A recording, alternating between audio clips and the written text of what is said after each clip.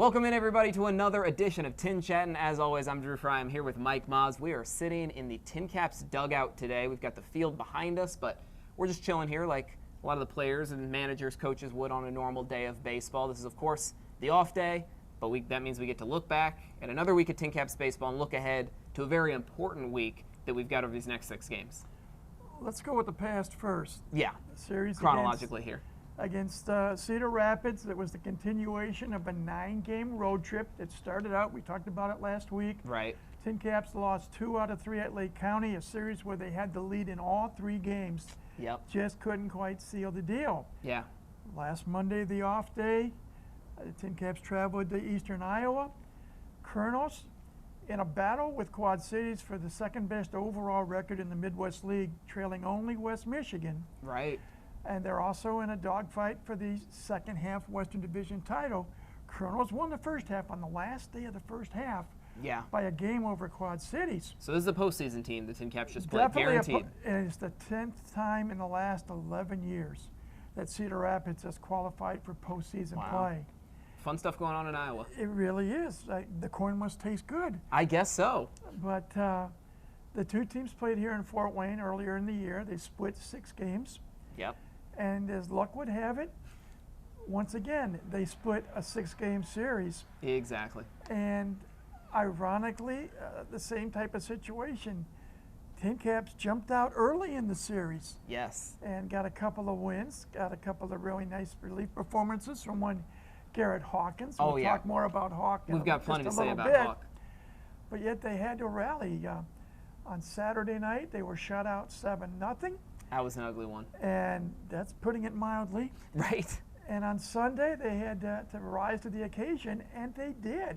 Yes. And they beat Cedar Rapids Sunday by a score of 9-4, which made an awfully long bus ride seem a lot shorter. Oh, I'm sure. On Sunday night and much more enjoyable. Because, I mean, this is a team that, I mean, it could have been a much more enjoyable week. This is a team that I think, other than that Saturday game, they could have come back here 5-1 after the week. Oh, easily. Those other 2 games that the TinCaps lost in those weekday games, both times Cedar Rapids walked them off. This is a Cedar Rapids team that I think had a couple of walk-offs in the series before, so they've been prone to treating their home fans, but the TinCaps gave those away. Not only walk-off losses on Fort Wayne's part, the walk-off losses in extra innings. Yes. First 87 games of the year, Fort Wayne did not have to play what some people call free baseball or bonus baseball. Exactly. But twice in this series at Cedar Rapids, they did go to 10 innings. And both of those ended with wins by the home team. Unfortunately ended up on the L side of the ledger. But, again, competitive games. Most of these were competitive games, and that's been fun to watch. This team, this is something that I know Lucas Ray, the manager, talked about at the beginning of the season, of his brand of baseball is fighting tooth and nail no matter the score, no matter the situation.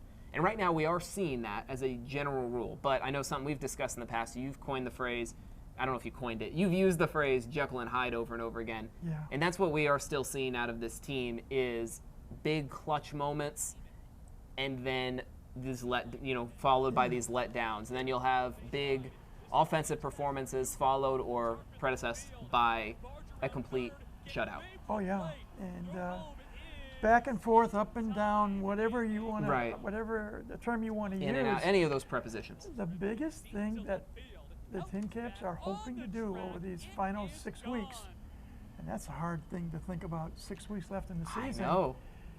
They have to come up with consistently good baseball. Right. We mentioned it last week. We'll mention it again this week. The TinCaps, realistically, with 6-game series left in the regular season, have to win each and every series.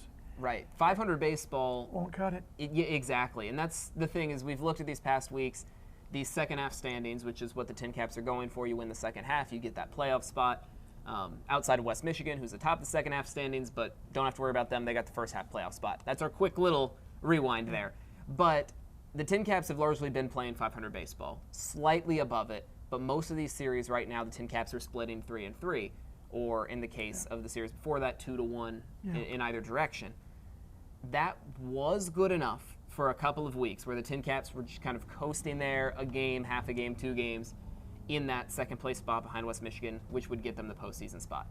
But now we're finally seeing some of the other teams are getting hot. They're winning their games. And the TinCaps, I think, going into this series are a game and a half behind Great Lakes for what would be that playoff spot. Between Great Lakes and the TinCaps would be one other team in that mix. So they've got some ground to make up. But the key is this series, TinCaps hosting the Loons for 6 games. This is going to be about as important as you can ask for. Oh, yeah. We've said it. We'll say it again. It's the most important series of the season. Yeah. If Fort Wayne wants to entertain hopes of making it to the postseason, they have to start playing what we call winning baseball. Right. They've got to eliminate the mistakes. And when we talk about mistakes, we're talking about defensive miscues. Yeah. We're talking about what I'll call a poor pitch selection.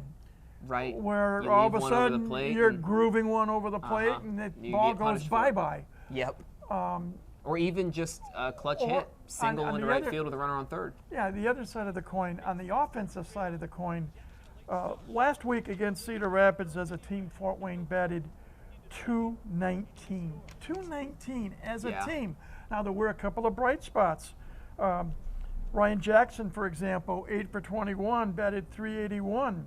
Jackson's been consistently getting on base this season. And Sean Barnett, when he decided to be the DH and not the relief pitcher, Right.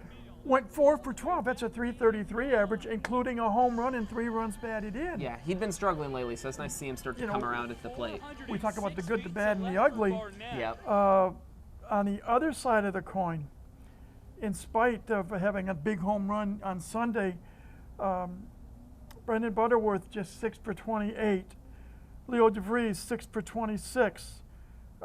Brandon Durfee 1 for 14. Yeah, and we're not talking pretty much the heart or the top No. of the order. These are guys that you are relying on to step up, and if they're not, there's only so much the bottom of the order can do. As a team, TinCaps collectively only had 46 hits. 10 of those were extra base hits, 5 doubles, a triple, and 4 home runs. They walked 20 times, but they struck out 60 times. That's a Yeah, nice little a 3-to-1 ratio. Right. I mean, the walk percentage is pretty strong there, but when it's paired with that many strikeouts, Yeah. the key is walks are so important because you get runners on base. If you've ever seen the movie Moneyball, that's always the big thing. But he gets on base, but he gets on base. The difference, though, is you then need to advance those runners. You need more guys behind them to get on base. You need balls lined into the gap to take extra bases.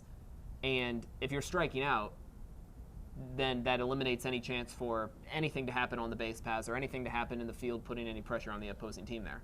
One bright spot as a team, the TinCaps were 7 for 7 in stolen base attempts last Right. week. So that part's moving. They don't run as much as I would like to see them personally, Yeah. because you've got some speed. You got Kai do. Roberts, you got Leo DeVries, you got Brandon Butterworth. Yes. Um, All three of those those guys have three wheels. to start with, yeah, they got some wheels and can go. Yeah. I'm personally, and I'll get into trouble for saying this, I'm a little concerned. Rossman Verdugo, though he's walked at an unbelievable rate Yes. in the last several weeks, he struck out 10 times Right. at Cedar Rapids. It's one thing to be able to see the pitches come in and take Yeah. the balls when you know they're going to be balls. But then when they groove you a strike, at the beginning of the season, we saw him punishing opposing pitchers for doing that. And then with his keen batter's eye, pitchers were still having to groove one into the strike zone. He'd make them pay. That is the great sort of three true outcomes type of guy that's been so successful in the majors. Right now, he's no longer punishing those pitchers. Jack Costello, and we've talked about the ability for Jack to play both first base and left field. Right. It's just a gut feeling on my part, can't prove it, but he was 3 for 15. That's a 200 average. Maybe he needs a couple of days of rest, just a guess, uneducated guess. On the other good side of the form, Oswaldo Linares in 3 games went 3 for 10. Yeah, he's had some big moments. Yeah, including a double and a run batted in. Yes. Where for a long time he hardly got the ball out of the infield, much less a base hit. Right. Now he's starting He's to line swinging them. the ball. Yes. He's playing more, That helps. and he's making more contact and better contact with the ball. Yeah. So there are some pluses, there are some minuses. personally, I would love to see the team become more aggressive at the plate. Right. And let me give my definition of aggressiveness. Yeah. You go up there, all teams have game plans. Right. And not just in baseball, but the other sports as well. You have a game plan. You try to find tendencies for the other team. And in terms of baseball, we're looking at opposing pitchers, what they like to throw, what they like to throw in certain situations, what to look for. On the same token, a pitcher wants to get the batter to hit the pitcher's pitch. Right. The batter would like the pitcher to make a mistake and hit the hitter's pitch. Exactly. But you have to have a mindset, I'm going up to the plate in attack mode. I want to set the scene. I want to get things going. We talk about Brandon Butterworth. We've called him an instigator, a rabble-rouser. He's a little lightning spark, yeah. Yeah, he's a lightning rod. There needs to be a few more players just like that. Go up to the plate with the idea that you're not going to take a prisoner. You're going to look for a certain pitch in a certain location. That's the pitch you look for. Yes. If it's not there, then you develop the patience of Job. Take the pitch. Make the pitcher throw more pitches. Let the arm get a little more tired. Right. Let the mind get a little more tired, where the pitcher hopefully will make a mistake. And whether we want to call that grooving a pitch, missing the mark, anything along those lines, and be ready to pounce on it. Because that puts the pressure on the pitcher. Right. If you go to the plate and you're just waiting to see what the pitcher throws you, you're allowing them to be in command. And then eventually you've got 2 strikes. You have to just try and stay alive at the plate. If you are looking, if you know this pitcher relies on a fastball, I'm going to go up there and the first fastball I see, I'm going to send it over the fence. Now all of a sudden the pitcher has to rely on their breaking stuff. Maybe the fastball's the better pitch. They aren't as accurate with the breaking stuff. Now all of a sudden you've seen a couple breaking balls, you can foul those off, wait until finally it's a 3-ball count. They got to throw you a fastball, and you've been waiting on it all at bat.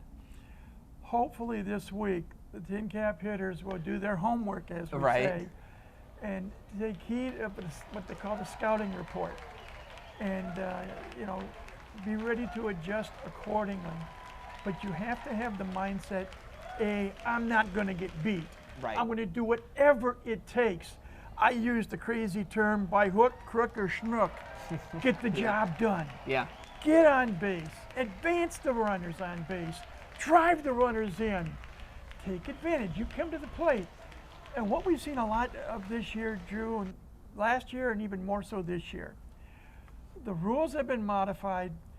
Up until a year ago, a little over a year ago, you could have 3 infielders on one side of the infield. Yes, you can't have that anymore. Right. What you have now is the near shift, and a classic example, if a right-handed hitter comes to the plate, and there is a runner at first base, more often than not, you'll see the first baseman play close to the bag to be ready to take a pickoff throw from the pitcher. Usually a right-hand hitter means you hear the term pull side. Yes. Where they will shade a right-handed hitter to pull the ball to the left side. Your second baseman, more often than not now in that situation, stands roughly 15 to 18 feet from the second base bag, but just on the right field side of second base, so he adheres to the rules. Exactly. That gives you roughly a 75-foot area on the right side. Go with it. Yeah. Don't try to turn it. And too many times a batter is maybe trying so hard to pull a pitch or to hit a pitch out of the ballpark, they'll turn their hands. Go with the pitch. Right. If you can Just push put it the other your way. natural motion. Yeah. And then you got that wide open part of the infield.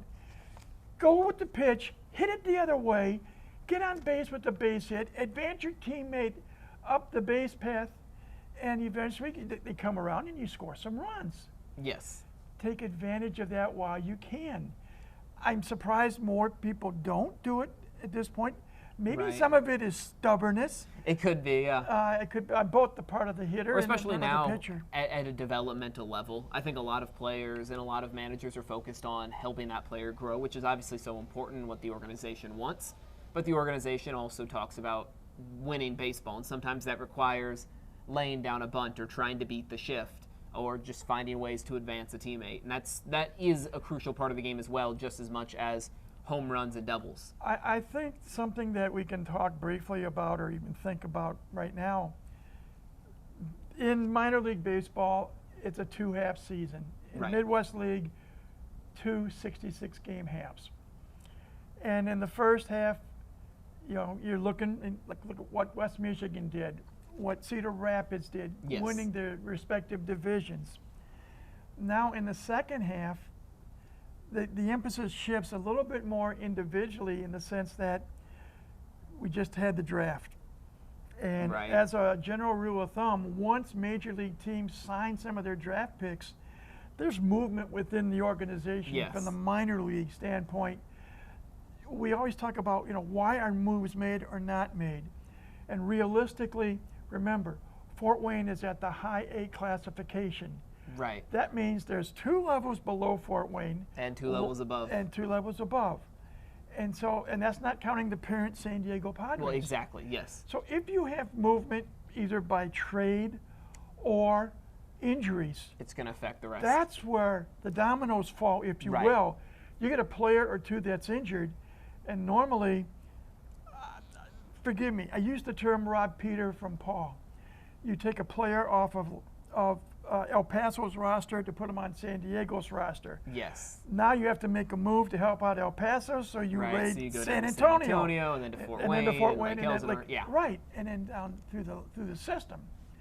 So the players have to become even more focused because their jobs are on the line. Right, especially this late in the season. We're going Yeah. to start seeing some of the top contributors for each league move on up, and then that's going to have repercussions for the rest. And we've talked about some of these players on the TinCaps that we could see moving maybe. I mean, we're all just speculating at this point, especially with the trade deadline coming up, but there have been some of these key performers. If there's someone that you're out seeing at Parkview Field who has been on a tear lately, you don't know how long they're going to be here. And one of them we've been talking about, it's just the star of the past, week, 3 weeks, months, however long you want to put it, is Garrett Hawkins, who has stepped into that closer's role, has not given up a run since, I believe, April. April 23rd, Yes. which happens to be my daughter's birthday. Congratulations. But Her birthday sparked Garrett Hawkins' run. in that stretch, he has pitched 32 consecutive scoreless innings covering 25 appearances. Franchise record. Not only is it a franchise record, nobody else in organized baseball, we're talking the major leagues, we're talking the minor leagues, Yeah. nobody else has had a streak like Garrett Hawkins is currently having. And he pitched a scoreless 9th inning on Sunday. He made 3 appearances in the series at Cedar Rapids. All 3 were TinCaps wins. All 3 were TinCaps wins. 2 of them he picked up the save. Right. The only reason he didn't get a save on Sunday is because the TinCaps won by a score of 9-4. Yeah. It has to be a 3-run differential They more were often leading by than too not. much, yeah. But to go for so long a period of time, and he seemingly is throwing what I call with ease. Right. He's got a fastball that explodes to 97, 98 miles an hour. Remember, when he was here in Fort Wayne before, he was a starting pitcher. Yes. Then the arm injury and the Tommy John surgery took place. Exactly. This is his comeback, and he's now doing it, being Yeah. shifted into the bullpen, and it is working wonders right now. So the question is, how long is he going to be able to keep doing this? And obviously, any run can score on a bad pitch or even a fluke, so we don't know how long the streak is going to last, but at least in the immediate, he's certainly earned it. He really has, and the only one who knows if and when that's going to change is A.J. Preller, Right. Executive Vice President and General Manager of the San Diego Padres, because in essence he controls the strings Yep. for player moves. He approves them, and be it by trade or by promotion or demotion or whatever. Yes. And with how well Hawkins is pitching, I'm sure that is a name that is in A.J. Priller's mind at the moment. Without a doubt. Yes. But you mentioned the trade deadline. It is Thursday at 6 p.m. Eastern Daylight Time. Right, and the Padres are a contending team, which once again means, and we saw this last year, that when they start making moves, especially if they start bringing in players on the major league level, a lot of times that means that they have to ship out players from the minor league level, and that could be from Fort Wayne. I go back to about 3 years ago when Robert Hassel III was Yeah. here. And he was an all-star. He played in the Futures game. Yeah. top prospects at the time. What we TinCaps were anxiously hoping was that James Woods would be here. He bypassed Fort Wayne. He played with Lake Elsinore. Right. But the two were involved in a trade between the Padres and the Washington Nationals. Oh, by the way, as we speak today, Robert Hassel III is a starting center fielder. James Woods is a starting right fielder. Yep, in that with Nationals Washington. outfielder. Yes. And Coach James Woods, we never saw him in Fort Wayne, but he is a specimen.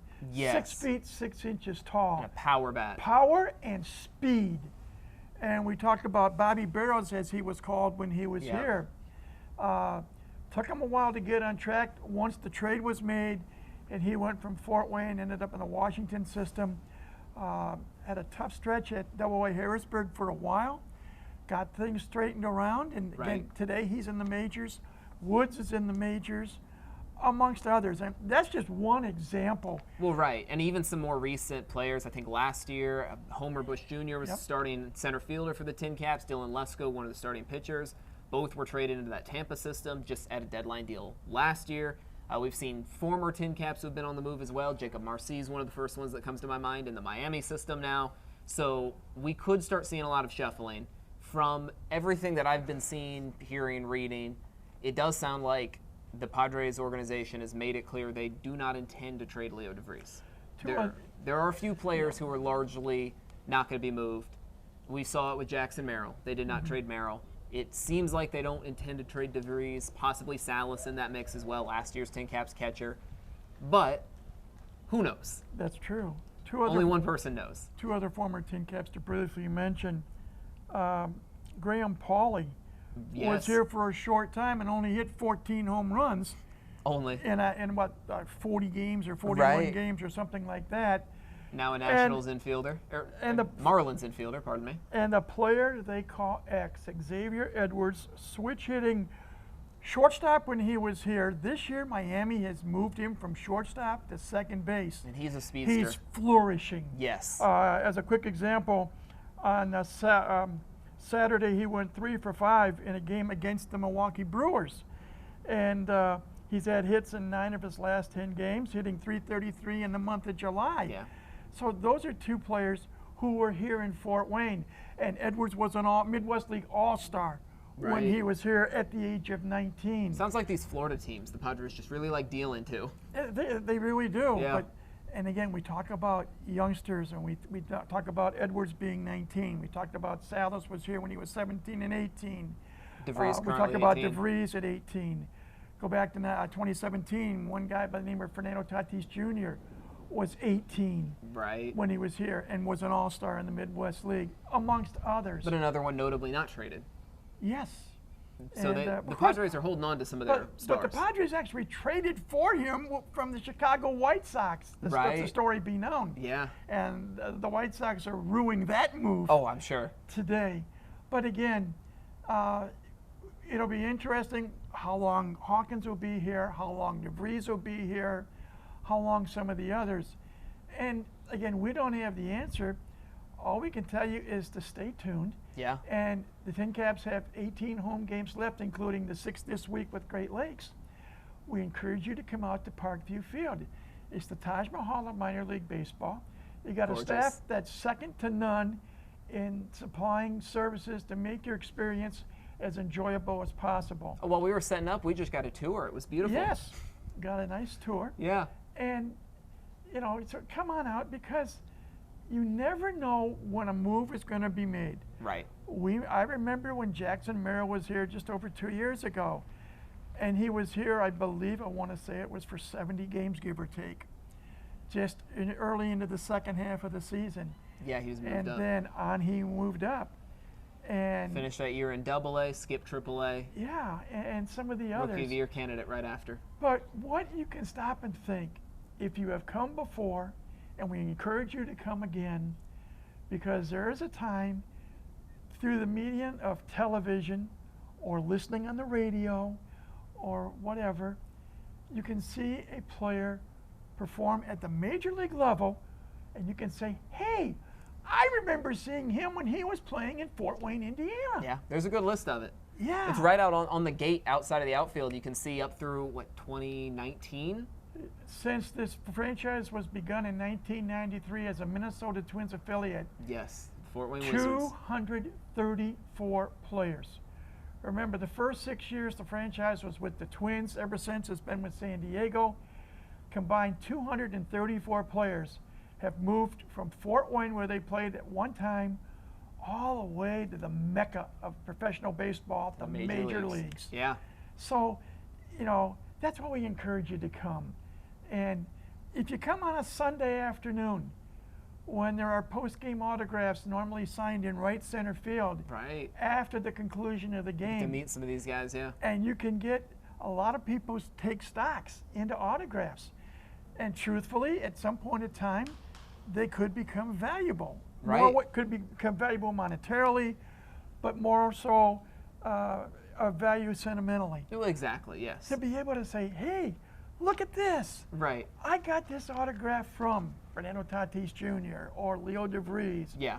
or Ethan Salas or whomever it may be. Exactly. You never know all of these guys are here because the organization feels that they have value and that they could have future value to the parent club. So you never know which one of these guys is going to end up being Major League All-Star. So that's why we always encourage you to come on out to the ballpark when possible. And again, counting the 6 games this week, 18 home games left on the schedule in the regular season. And so that there still are chances to come and see the TinCaps. There's still going to be a lot of great promotions this week. In fact, Tuesday night, Princess Night. There'll be post-game fireworks on a Tuesday night. Doesn't We've happen. got a handful of fireworks days this week coming up. Yeah, out of 6 games, there are 4 fireworks nights. So enjoy. Amongst others. And then you still have the usual, on Tuesdays, the Family Feast Family night. Feast. Thank you. You've U.S. got Food Paws and Family Claws Feast on night. Wednesdays. Yeah. Thirsty Thursdays, sponsored by Rudy's. Exactly. And other things. So a lot of reasons to come out to Parkview Field. Yeah. If you have not thought about it, think about it. And then do it. Come on and join us. Yeah. We have promoted what we've called family fun entertainment even before Parkview Field opened in 2009, back to the old days at Memorial Stadium. There are things there that can enhance your evening's entertainment. All you need to do is to come out to the ballpark. Yeah. Well, I want to wrap us up with, of course, it's time for our question of the week, and we're going to be talking trade deadline because that's what we've got happening right here on Thursday. So for our trade deadline question of the week, we don't necessarily want to name names, don't want to spook anybody in particular, but how many current TinCaps do we think are going to be on the move by Friday? Trade deadline at Thursday, 6 p.m. I would extend that Friday to next Monday. Right, by the time we do this again. More often than not, there are a lot of player moves made on the off day, which for minor league baseball throughout is Mondays. Right. So I would extend it instead of Friday. The trade deadline again is at 6 p.m. Thursday night Eastern Daylight Time. Yes. Take it from there and extend it through Monday. Out of the current 30-man roster here in Fort Wayne, my guess is 4. I think there are 4 players yet to be named, maybe thought of, but given the track record that A.J. Preller has developed during his tenure as Padres vice president, he likes general to wheel manager, and deal. Yes. and he wants his Padres to make it. He went on the knock off the Dodgers. They almost did last year. Right. Couldn't quite. Got shut out back-to-back games. But in the playoffs, my guess is I can see 4 players making a move, and making a move via a trade. Okay. As part of a trade with another major league organization. So you say 4 players are specifically going to be traded from the TinCaps? That's my gut feeling. Okay. I could see, I'm going with a little bit less. I don't know, it's a weird deadline year. You don't know how many big sellers there are out there, and the TinCaps don't have a ton of top prospects outside of DeVries, who I don't think is going anywhere. So I'm saying maybe we get, I still think there's going to be some moves. So I'm going to say 2 TinCaps are traded, but I think the aftermath of some of those trades could lead to anywhere from 1 to 3 more guys moving up or moving down to shuffle out the roster space. So I'm going to say 2 TinCaps traded, but expect some shuffling because of it. You say 2, I say 4. By the way, how did we fare out last week? Oh, we said how many bullpen games, or how many games were going to be decided by the bullpen. It depends on how you look at it, because I think Koenig got a win in Game 1. Yes, in a very low-scoring game. We had 2 Cedar Rapids walk-offs, so that is 2 bullpen games for the TinCaps. And then Hawk getting 2 saves. That's 2 more bullpen. Well, those Although one of those was Mendez, who pitched had a solid start. That's true. I think both Mendez and Mendez and Koenig both got wins. Yes. And those would be in games that Hawkins got the save. So technically, those wins went to starting pitchers that week. I say draw it even. Yeah. Starting pitchers went well, but Hawks slammed the door decided shut. It, right. And it wasn't just Hawkins. There were some other outstanding bullpen performances last week. Oh, yes. Real briefly, Sam Whiting had 1 appearance, went 3 scoreless, no runs, no hits, 2 walks, and a strikeout. Was that same game? I think Fernando Sanchez pitched well. Sanchez made 2 appearances, 4 scoreless innings, no runs, no hits, no walks, 4 strikeouts. Luis Herman had a 2-inning scoreless performance. Bodie Rascon pitched a scoreless inning in relief. Josh Mallitz finally got healthy again to get off the injured list. Right. And he made an appearance, 2/3 of an inning, gave up 1 hit. And our friend Mr. Huizi also got off the IL, and he pitched an inning and a third on Sunday, scoreless, 1 hit, 1 walk, and 3 strikeouts. So there are some good bullpen performances last week. So I think 4 of those games were decided down the wire involving the bullpen. Yeah. But in terms of how many times the bullpen pitcher got the win or the loss, I think it's 2 or 3. Yeah, it was. Yeah, you take away the starts by Mendez and Koenig, and we should probably give another job well done to Ian Koenig, because he's been the Tuesday starter all season long, and he has pitched very, very well. He has. And last Tuesday at Cedar Rapids, 5 innings, no runs, 3 hits, 2 walks, and 2 strikeouts. Yeah. You know, when you keep the opponents off the board for over half the game, you're doing something well. Exactly. So yes, TinCaps, we've got some starting pitchers who have been locked down lately. They're going to obviously want to keep that going against, a talented Loons offense. So we'll see how this goes this week. Yeah, Great Lakes comes to town. They lost on Sunday in the final game of a series against Beloit. Beloit came to Midland riding a 7-game winning streak. Guess what? Great Lakes won the first 5 games of that series. Almost swept. Almost came from behind on Sunday. But so Great Lakes has won 5 of their last 6. It's a very hot team, and the TinCaps are going to hope to cool them down in Parkview Field. Last thought. The TinCaps are a Padres affiliate. The Loons are a Dodgers affiliate. Possibly some early bad You've blood got brewing. Dodgers Padres at a lower level this week in downtown Fort Wayne. Well, we'll be watching it right here at Parkview Field. That's going to do it for this week's edition of TinCaps, obviously. Thank you, Mike Maahs. I'm Drew Fry. We'll see you back here next week. In the meantime, enjoy some baseball.